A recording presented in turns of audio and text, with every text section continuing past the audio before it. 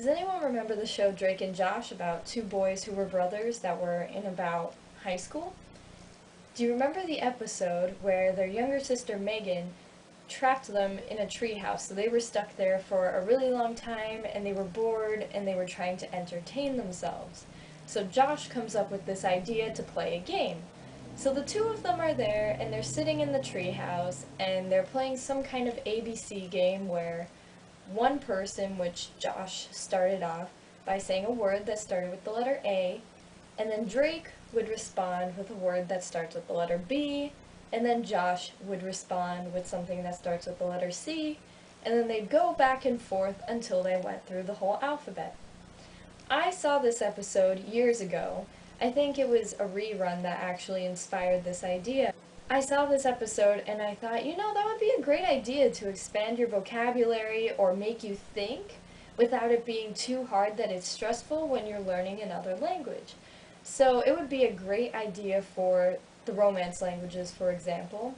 I think it could also work in a language like Japanese or Korean. It might be a little bit harder. I know they have a specific order of how they say their alphabet, so I think it could work for this. If you are studying a language that is not a Romance language, specifically a language like Japanese or Korean or something, let me know if this works for you. But I have tried it in Spanish with my mother because she does speak Spanish, and we went through the alphabet. It's a game you could play with somebody else, so it's fun if you're learning with a friend to go back and forth and start out. So, for instance, to show you a demonstration, say you're with your friend and your friend is next to you. This hand is my friend because I don't have one right here right now. So, we're doing it in Spanish.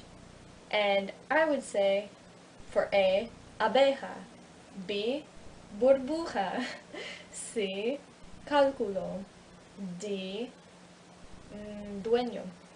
Stuff like that. And it would just go back and forth until you get through the alphabet. You can switch it up once you get to the end of the alphabet. There aren't many words that start with the letter X, so that might be a little bit hard as well. But still, it gets you to think, it gets you to use vocabulary, it gets you to not use the same word twice if you go through the game more than once.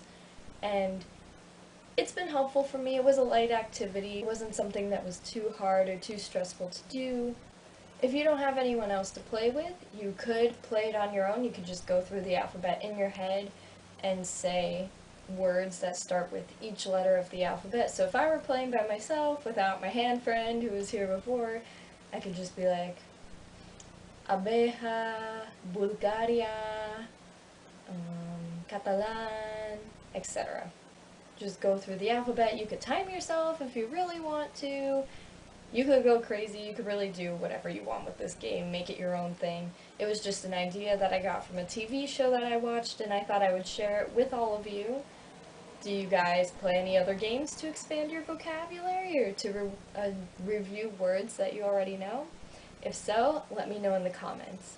Thank you for watching this video, and if you would like to see more language tips, make sure to subscribe to this channel, as well as check out my blog. I recently wrote, actually it was a couple months ago, a blog post on how you can use fan fiction to further your language learning. So check that out if you're into reading stories about movies and TV shows that you like as well. And I'll see you next week.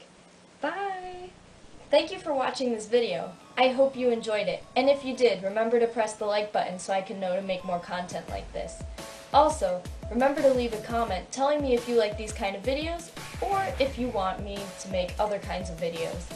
Also, remember to subscribe so that you can know when my new videos come out. They come out every week. Also, you can check my blog for other content on travel and language learning, and you can check my Twitter for updates.